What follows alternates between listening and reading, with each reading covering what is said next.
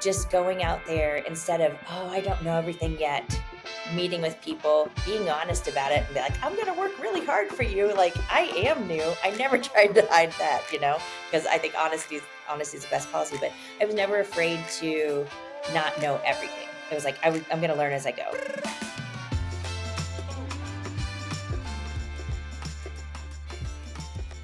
I just spoke to my current guest for 20 minutes about the pros and cons of Disney World. Now, I assure you that is not what we will be discussing on the podcast today, but I can tell you that we are going to have some fun because we couldn't stop talking before the show today. So, everybody, welcome Elizabeth Cooper to the show. Elizabeth is with Dayton Real Estate Crush, her team, and she is doing an unbelievable amount of business in a market that has housing prices that normal people can still afford. And that's why I love having people like this on the show. So, Elizabeth, welcome. Hi, I'm so excited. Thank you. I want to start out by saying you have an infectious smile and energy. And I'm just going to guess that that gets you a lot of clients. Thank you. I hope so. And whenever I hear like someone's like, "Oh, you have a great smile," I'm like, "Oh, that's awesome. Thank you." But I like have it like almost sounds like you're laughing every time you say something, which just gets me excited. And I just want to say more to get that like laugh back out of you, even though like I know you're being serious also. my goal is to like have resting smile face instead of the other kind. So that's like life goals. That might actually be the title of the show, Resting Smile Face. It's one of those things where I mean, like, just breaking down to some basic psychology here. I want everyone listening to think, what is their resting face, right? Like when someone sees you in an elevator or when you're sitting at a bar waiting for a client to show up, um, do people want to come up and talk to you? Or are you giving off that vibe that you want everyone to leave you the hell alone? I could Yeah. tell that like if I was anywhere at a conference with Elizabeth, she has the vibe that I would just go up and talk to her. So if you're listening, consider that first because if that's not working for you, almost all the other marketing we're going to talk about today is also not going to work for you. But Elizabeth, why don't you just give us your superhero origin story? How long you've been in business, and what talk about your market a little bit. We just want to. I need the comparison lens for everyone to think about you before you get into the marketing genius today. Yeah, awesome. So I'm in Dayton, Ohio here. I've been a realtor for about 6 years now. It'll be in March. My background's in interior design, marketing analytics, and then last in new construction sales before I made that jump. So I feel like it was like the perfect education to get into real estate. Um, I now have a team of 20 agents and it's just gone kind of smashingly. And I was that nerd that like in high school, like I always wanted to be a realtor someday. And so like just finding the time when you were actually going to take that leap, which felt like you had to have so much money to jump into real estate. Finally pulled the trigger and pursued the dream early, not a retirement plan. So let's see, try to think where to go from that. That's A couple things. So number one, you actually just said something that I want to highlight because it's a commonality of top producing agents that we have on the show. So the number one thing you mentioned was that you were in interior design, you were in marketing, a little bit of analytics, and you then came into real estate.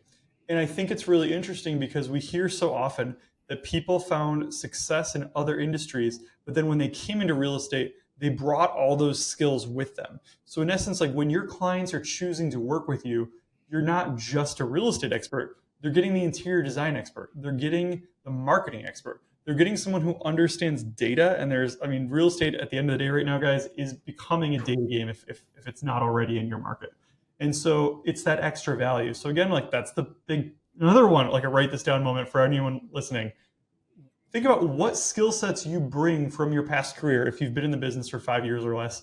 And is this something that's making an appearance in your marketing? Is this something that your clients know about? Because if it's not, it's a major wasted opportunity. But Elizabeth, my big question for you is, you've been in the business for 6 years. I know that your production now is great. Why don't you walk us through your production right now? And then let us know like how long it took you to really get there. Like some people have been at the same level for a year or two, and for some people they started off at a high level. But like when did you really figure out that it popped? And this is so interesting to talk about because I feel like the faster you get your first win, the better, right? So I am that lucky person that my mom was waiting for me to get my real estate license in order for me to have my first sale. Like she's like, when are you going to have your license? Because I need to list my house. So totally helpful, right? That like one weekend I'm able to list a house. And I think the sooner someone gets their first win, the better in general with starting your career. It's a Um, race, like I always like to say, it's a race to your first transaction because it gives yeah. you confidence, it gives you that initial paycheck, but also it gives you a sign in the art, it gives you relations to other agents. It kind of gets that snowball starting. Yeah. Yeah. So I feel very lucky that that happened right off the bat. And then I came from working in a new construction environment for a few years where we had a few realtors that did a program called the Guaranteed Buy. So because I didn't burn my bridge leaving that national builder, I had people referring to me almost from the beginning, like a couple months in, which is also unusual, I would say. So my first year in, I was going to say like it's 9 months. I was already on the leaderboard of sales for the company before I even had a team. That felt great. Like I was having those wins immediately, but the roller coaster was huge. Like the time in between sales or like the highs and the lows were great. Whereas you get more consistency in sales, that evens out a little bit where you're taking the ride less. So I think like when I first felt like I had been successful as far as numbers was probably numbers, sorry, about a year and a half in where I was consistently on the leaderboard.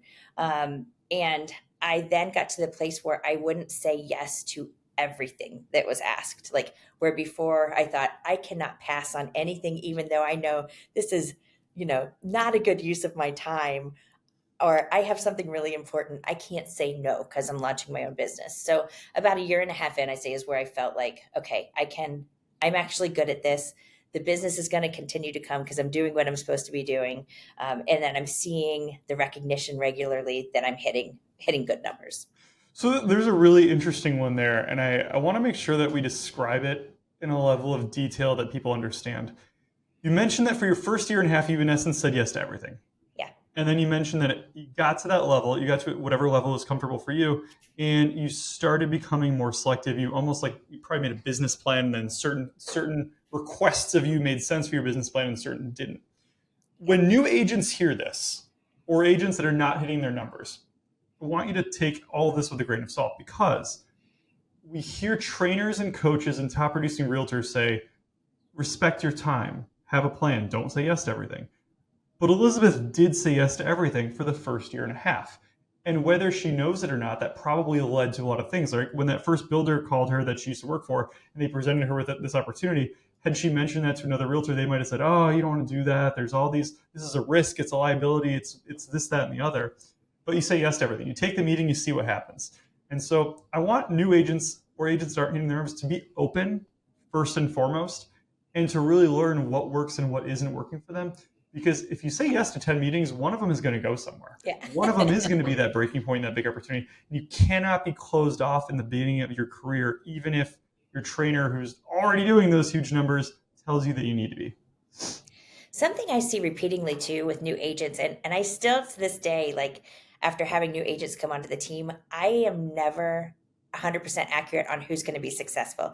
Like I could meet with someone and have a great vibe, and I think they're going to kill it, and then I'm totally wrong because it's hard to guess what someone's work ethic is going to be like, or they are so smart, they're going to do amazing, but they might be so afraid to take a meeting or take a chance or so afraid of not knowing everything that they don't move. So I think in the beginning for me, I was like, I'm going to learn it as I go. And I had enough people that I could talk to where I just felt confident in doing that. Now, I'm not talking about taking a huge commercial deal where, that's not responsible, if you don't know what you're doing.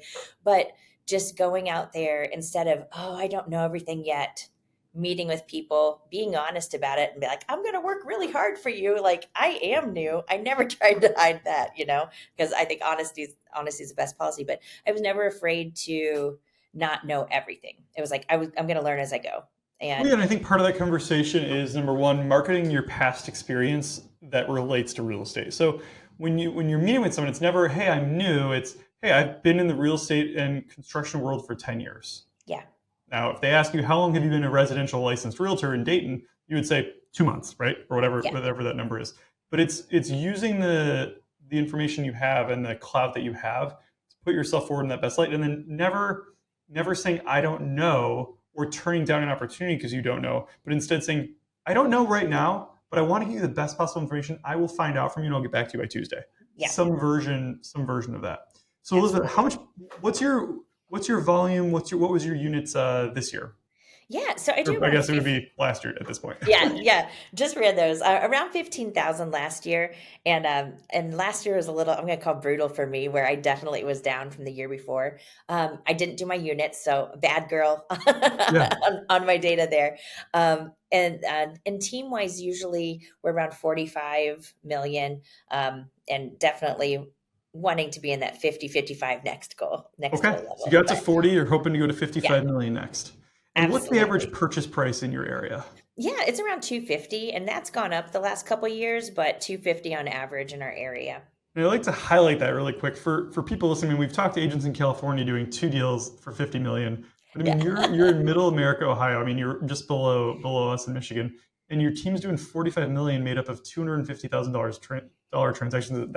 It gets to a pretty high unit number. You have to have a lot of consistent marketing and outreach to get there. So I want you to walk us through your kind of your guaranteed buy program because I know that's a Yeah. big pillar of your business. Mhm. And I've seen versions of this in the past. Yours seems a little bit more unique, and it's also unique because it's partnered with a builder. So walk us through what that program looks like if someone else Yeah, maybe wanted to build it or come up with their own. absolutely. So I do a guaranteed buy for a national builder, and basically what I it want to, looks I want like. to actually Oh, sorry. interject there. Is this a program you offer or that the builder offers? I offer. You offered. Okay. Yeah. This is the key point, guys. She's not doing this for the builder. She's doing it because she has the builder in her back pocket. Yeah, and I will, a little caveat there too. You'll have some builders who would use a bridge loan for something like this. So getting to know those builders and make the relationship and see maybe they'd switch over from something like that to a program like this. Because a consumer, I think, might be less scared of this program than the other. But just throw that out there. But so the builder will call me, and it's primarily if someone doesn't qualify for both houses. So, in order for them to go ahead and start their new home, I do a guaranteed buy program. I come out and it's almost like an insurance policy where I'll meet with them and I'll give them two sets of prices. I say, hey, here's where I think your home's going to sell for in today's market. Here is the price that I'll guarantee it for if it doesn't sell in the time your new home is built. Great thing about this program is we've got time. So, typically we have 5 to 6 months where I'll be able to list their home, so the chances of me having to buy it are very low. I've done over 50 of these. I've bought one house. And the other client is they're just really scared about having this other mortgage. And this makes them feel like, okay, they know their worst case scenario. Here's what it is. And 99% of the time it's not that. We sell their home for top dollar. So once we sell their home, they have a regular contract. They don't need me for the builder in their loan, and then they move forward. I got introduced to them because they needed me for the guaranteed buy, and they sold their house for top dollar and didn't have to stress about, is it going to sell or not. So There's a it couple. There's a couple pillars to this. Number one, this is a program that you offer, and when you're competing against another agent for a seller, they have that confidence with you. They have a surety with you, and yeah, no one wants to sell their house for that 25% less or that amount yeah, less. But if no one else is biting, it is good to have that guarantee. So when you're competing, it's helpful because you're selling confidence. But then also it becomes a marketing thing because since you have that program, these builders and possibly lenders are able to get you these deals because there's a guarantee that that sale is going to close for them also. So it's a program that you offer also turns into a lead generation magnet that doesn't necessarily cost you any money. yeah, yeah. I do some marketing brochures. I call on the builder reps, but really it's a minimal investment when you think about the amount of money that some people pay for leads. I mean, I remember one year when I was doing leads for my team, I lost like 40 grand that year on Zillow leads or something. And I was like, oh, like it's a lot of investment. So this you're looking at marketing materials, videos, getting yourself out there, it's a low cost investment It's like unless you're it's buying low houses. cost and it's no risk. And I mean, Yeah. at the end of the day, brokers, team leaders, and trainers are constantly telling their agents, hey, find builders, find builders, find builders. And that's great, but that's only one half of the equation. Making the phone calls half. Having something unique to say is part two. And you use this guaranteed buy program that you created to really bridge that gap. And I love that. But I know Uh, that this program is not all of your business, and your yeah. business has really evolved over the last couple of years. Where is the rest of your business coming from? Let's go into the two other pillars we talked about before. I know the first one is the community, and your team is literally called the Dayton Crush. Tell us about the name, and then walk us through what you guys are doing. Yeah, so Dayton Real Estate Crush Team. I even have like hearts behind me. Our government affairs director wife did that picture for us. It's like I love real estate, so it started, and everyone's like, "Is this really the name we want?" Because it's kind of lighthearted, and I'm like, "Real estate should be fun." You're going to find a house that you love. So the name was kind of in jest and really took off, and now our branding's all hearts and everything. So the team's Dayton Real Estate Crush. That gives us a lot of play on words, like we crushed it. We can have a lot of fun with that marketing wise. Um, Crush for we're talking about civic marketing. Do we hit into that? So like right from the beginning, when I worked at a builder before, a girlfriend and I that worked there, we said, we are so lucky that we're able to afford things like therapists, and we're both single moms at the time with kiddos at home, and like we're really lucky that we can afford certain things. And so when we're there dreaming about what our life looks like someday, we're like, if we're ever in the position like where we can help others, like that's something that we really want to do. So we went to get into real estate, and actually she joined me later. But right from the beginning, year one in real estate, that November, did our first Crush for a Cause fundraiser. So it wasn't necessarily therapy related, but something female centric, where we were helping in the community. So we did a little wine fundraiser, branded it Crush for a Cause, and it became then a quarterly thing that we do. So we do quarterly events in the community.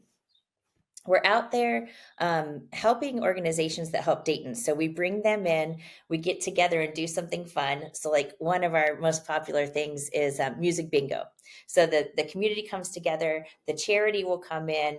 So you've got all these people meeting each other, brings awareness to the charity, raises money for them, and we're having a lot of fun together in the community. So it's awesome. Like, it's a really good time. Our agents on the team get to come in and engage with others, market themselves in a way, be putting this out there that, hey, that here's this thing that we're doing, and building awareness too. So it gives them a great marketing opportunity too. And we're doing good. So like it's a feel good all around. And it's continually grown. I think our first check we wrote was $300 to a charity, and now we get to do thousands of I dollars. And love it's that. just like, it's awesome. It's, Well, I mean, so something like that, there's like, it's like a three-pronged approach. So number one, you're doing an event, but you have a built-in audience. yeah, Because when you partner with a charity or a nonprofit or another organization on an event, they invite their people as well. So right off the bat, you're getting other people into your sphere that wouldn't have known you otherwise. I think that's one of the crucial mistakes that a lot of people make when they do events, is that they plan a big event, but then they just invite the people that they already know, and so maybe people show up, maybe they don't. It could still be successful, but you're not getting in front of new people. And this is a great way to do it. And plus, all of those people that work at the nonprofit, that work at that charity, are then so grateful to you that you're the first person they're thinking about for sales. I highly recommend, like, anyone out here that hasn't found like a nonprofit partner or charity partner to either spend their time, their money, or their events with. That is a easy in, especially if you're in a small town. Um, and the second thing is, it gives your agents on your team a reason to call their customers and their contacts, right? Rather than making that call like, "Hey, ring ring, I just wanted to remind you, Elizabeth, I'm a realtor. If you ever want to pay me a yeah, commission, I'm here for you." Like, that's a sucky call to make. Instead, "Hey, we're doing this event. It's supporting like single women who or single moms who are doing this thing, who need some help. Come on over. It's gonna be a good time. Drinks are gonna be good, etc." That's a better call to make. And then yeah. you get to the event, you can go deep with them, find out what's going on in their life, and it's a ton of fun. And then the third one that I've noticed is, like, when we do things like that, it becomes really big from a recruiting and culture standpoint. Like, we just Oh, launched a scholarship. It's called the Hustle and Heart Scholarship. If anyone I knows love anyone that. I 17 to love 19 years that. old in Michigan, have them apply on our website. But part of that is, like, we do that, and then more people in our industry want to work for us because they don't feel that their company is giving back to their local community, and we are. So it's a three-pronged approach, which is why it's so genius for you guys to do that. I absolutely love that. Let's move on from that, and now let's talk about kind of your engagement with other realtors, because I know you mentioned that in the last year or so, you added a third pillar to your lead generation, and that's actually been referrals from other agents. How are you getting those? How are you meeting all these agents around the country? Tell me everything. I'm going to steal your hustle and heart, by the way. Like I'm making a mental Steal note it of away. that. That is so cool. I'll send you all the links. That's awesome. So I am a Women's Council of Realtors fanatic. I've been involved with them. I was the state president, excuse me, not president. I was the local president for Dayton last year for the organization, state treasurer this year, done their National Leadership Institute, and then this year, I have the opportunity to be a national ambassador, which is like a dream job. It's going to be the only time in my life where I get to wear a sash that says like ambassador here and welcome everybody to the conferences. And then I'll be teaching on the stage for their 360 leadership thing in Chicago that they do in the summer. So part of this is going to the national conferences for Women's Council a couple times a year, which align with the National Association of Realtors conferences. But I'm meeting people from all over the country with these programs and meeting the agents from across the country that are Women's Council members. So when somebody needs someone from Dayton, Ohio, they need a realtor, they think of me because we got to hang out, in Anaheim or Boston or wherever these conferences are. Um, so it's a group that's a little bit smaller than, the whole realtor pie of National Association of Realtors, but we're getting to know each other and really engage and make those referrals. So that's been amazing. I'm going to say I'm a raving fan when it comes to Women's Council. It's done a lot for me as far as professional development, but then now I'm starting to see referrals. So it's beyond helping my professionalism to earn money. That's a legitimate, like, that's money coming your way. And you enjoy it. I've Love been it. involved with WCR for the past 10 or so years. We have a lender who has, it's like her go-to lead source is meeting agents through that, and then giving back with her time and mentoring newer, younger people through those events. And it's been awesome to see her grow over the last 10 years. I think one of the big things there is that there are so many people constantly coming in that if you're actually involved, you have more agents than you know what to do with that you can talk to that are now in your sphere. Part of it though becomes like you have to do something to stand out or get more involved, right? Like I don't want to tell people not to just join, but I feel like the people I know getting lots of referrals are the ones that speak up and then take leadership positions within WCR or within whatever organization that they're in. Would you find that to be somewhat correct? How does that work? I'm going to say yes and no. The story, one, like, yeah, when you do meet the people from across the country, the competition isn't there that someone might think, okay, going to local meetings, how am I going to leverage that? But I'll tell you from a vendor standpoint, like I came into Women's Council already having my people set up during, so it's a long game, I'm going to say. We're getting educated and meeting people across the aisle. That's always helpful. I am certain that I'm winning some deals over other agents because of that trust factor. So I really believe in that. But from a vendor standpoint, I was on committees. So this is like, say we're on a fashion show committee, and over a couple years, well, my inspector retired, and oh, I had this person that I loved using for warranties, but this person's been showing up to every meeting, really putting it in. I'm going to give them a try. So twice now, my business is now with people that I've met from Women's Council because they were there. Like, and I wasn't necessarily like, "Hey, I met you today. I'm going to give you my business." It's not like that, but it's an opportunity for FaceTime where you're working along someone, becoming friends then, and then I am more likely to give friends my business when I know I can count on them. So I think there's also a component too. Like, I mean, if you let's say, you want to go to your local meetings and make it a better use of your time. Number one, you mentioned relationships with those people will help you get your offers accepted. Number two, though, the more, the smaller the brokerage that you're at, the higher the value for you in joining groups like that locally, because those people need coverage when they're on vacation. Those people need other people to network with. those people need to grow their teams in the future, and that could be an opportunity, or they might end up joining your team. There's so many little benefits there, and I've seen relationships really flourish as a result of that. So I love that you're a part of that. What other are there any additional like any like social media, emails, things you're doing with your past clients that have really worked for you this year, that people should know about before we part? So I think this is nothing fancy. I when I'm at conferences and things, I will take pictures of myself with someone, and that helps me remember who they are. So obviously, a CRM is the best thing that all of us may or may not be using regularly. But from minimally engaging with people on social media, that's been keeping them top of mind, and keeping me top of mind with them. And whenever someone thinks they have to be a pro at social media, I it's probably my second or third lead source, really, where I've connected with people from my past just because they see what I'm doing online. And I would say I am not a pro. Like, I'm taking some pictures, writing some things, letting people know what I'm doing, in a way that's mixed with personal. So a lot of people feel like they know me. But like, I'm not fancy. Like, I'm using my cell phone. This is the first time I got a microphone out today to do this because I wanted to do a good job. But it doesn't take much. So even like minimal investment on those things is a huge payoff. So some people are scared of it.